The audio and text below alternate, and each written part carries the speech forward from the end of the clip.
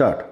श्रीमान, 20 साल की मोहब्बत अचानक युद्ध में बदल जाए तो ताज्जुब होना स्वाभाविक है। वीर, यही युद्ध की स्थिति चीन और अमेरिका के बीच बन रही है। वीर, जुलाई 1971 को तत्कालीन अमेरिकी विदेश मंत्री ने चीन की यात्रा की थी। फिर अगले 2-3 वर्षों में क्रमशः 3 बड़े अमेरिकी नेता चीन गए थे।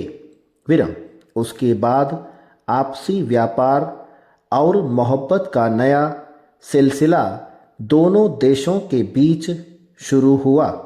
फिर पाकिस्तान की याहिया सरकार ने चीन और अमेरिका के बीच ये रिश्ते कायम कराने में अपनी अलग भूमिका निभाई थी, जिसके कारण यह रिश्ता धीरे धीरे बहुत आगे बढ़ रहा था।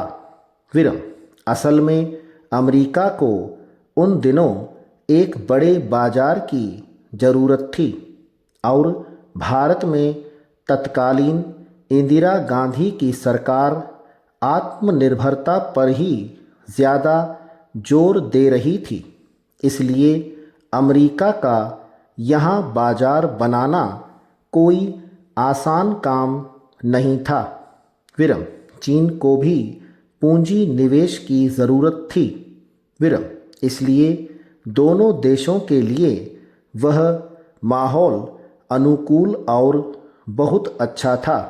फिर बीच में पाकिस्तान भी दोनों का चहेता बना हुआ था, लेकिन आज हालात यहाँ तक पहुँच गए हैं कि 4 फरवरी को अमेरिका ने चीन के साथ व्यापारिक प्रतिबंधों की घोषणा कर दी।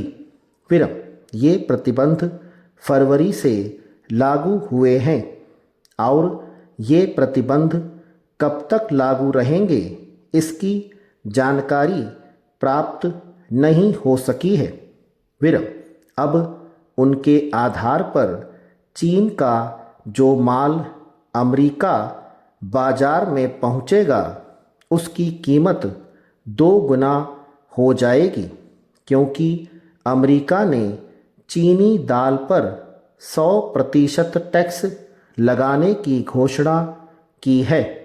फिर चीन से लगभग 1 अरब 8 करोड़ डॉलर का माल अमेरिकी बाज़ारों में पहुंचता है।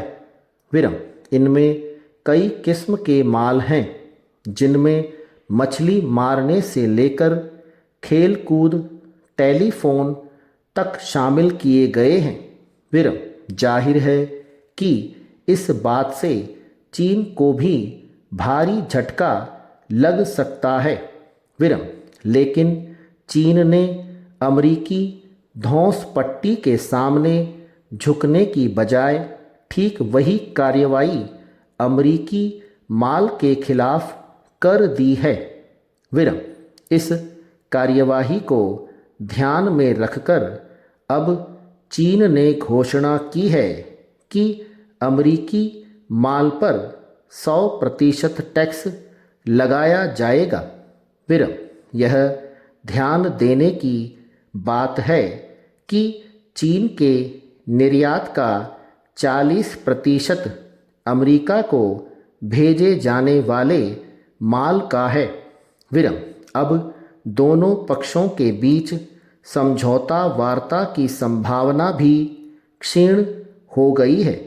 फिर बहरहाल यही मानकर चलना चाहिए कि अब भी दोनों देशों को ले देकर समझौता करने का प्रयास जारी किया जा चुका है।